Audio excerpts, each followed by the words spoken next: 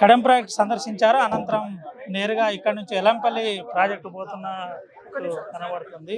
అయితే ఒకసారి మా శ్రీధరన్నతో మాట్లాడించే ప్రయత్నం. బోనాల పండుగ జోర్దార్గా చేయాలని ఆలోచన చేస్తున్నారా? అయితే కిసాన్ ఫ్యాషన్ మాల్ లా అద్రిపోయే ఆఫర్లున్నాయి. జోర్దార్గా షాపింగ్ చేయండి. పండుగ అయినా దావత్ అయినా పట్టైనా ఫ్యాషన్ అయినా కిసాన్ ఫ్యాషన్ మాల్.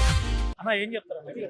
చెప్పేది మేము నీళ్ళు వచ్చినాయి సమీక్ష చేసుకొని రాష్ట్ర రైతాంగానికి రాష్ట్ర ప్రజలకు సంబంధించిన ఫస్ట్ త్రాగునీరు సాగునీటికి సంబంధించిన దానిపై సమీక్ష చేయడానికి మంత్రి గారు రావడం, ఉత్తమ్ కుమార్ రెడ్డి గారితో పాటు నేను డాక్టర్ వివేక్ గారు రావడం జరిగింది.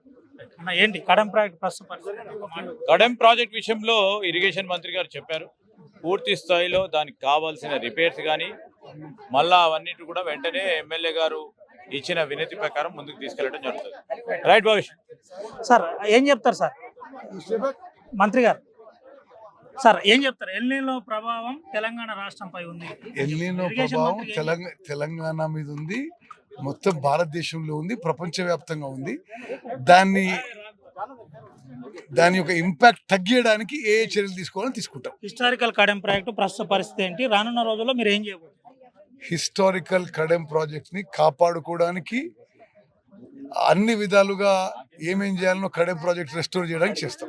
చివరి క్వశ్చన్ సార్, మా ప్రాజెక్టులు చెక్కు చెదరలేదు అని చెప్పడానికి కాళేశ్వరం చూపెట్టే ప్రయత్నం చేస్తున్నారు. కాళేశ్వరం ప్రాజెక్ట్ కాళేశ్వరం ఏ ప్రాజెక్టు కట్టింది? మేడిగడ్డ కూలిపోయింది కదా.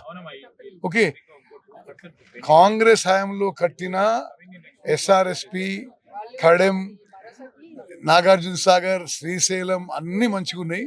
వాళ్ళు కట్టిన ప్రాజెక్టులు కూలిపోయినని మేడిగడ్డ చూస్తే పడుతుంది. రాష్ట్రాల్లో ప్రాజెక్ట్ సందర్శన జరుగుతుంది. దీనిపై ప్రజలకు రైతాంగానికి ఏం చెప్పదలుచుకున్నారు? మాది రైతు పక్షపాత ప్రభుత్వము. రైతులకు ఏ విధంగా మేలు చేయాలి అన్ని చర్యలు తీసుకుంటామని చెప్పి హామీ ఇస్తున్నారు. మాది రైతు పక్షపాత ప్రభుత్వం, రైతులకు అన్ని సేవలు చేస్తామని నేరుగా ఇరిగేషన్ మంత్రి ఉత్తమ్ కుమార్ రెడ్డి చెప్పారు. అనంతరం శ్రీధర్ బాబు గారు ఎక్స్క్లూజివ్గా ఆర్టీవీతో స్పందించారు. Vote studio.